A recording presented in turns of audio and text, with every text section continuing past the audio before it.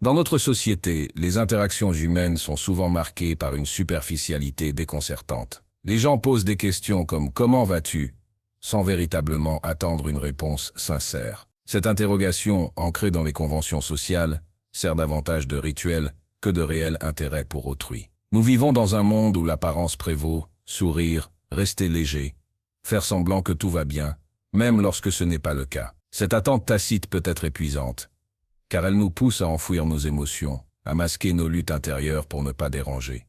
Pourtant, cette superficialité reflète une forme de protection collective. En évitant les conversations profondes, les gens se préservent du poids des problèmes d'autrui. Mais ce mécanisme isole. Il nous enferme dans un rôle où nous devons constamment performer la joie, même quand elle est absente. Dire ça va devient un réflexe, une réponse automatique pour ne pas troubler l'ordre social. On sait que dévoiler ses véritables sentiments risque de tomber dans l'indifférence, voire d'agacer. Cette dynamique révèle une vérité plus large.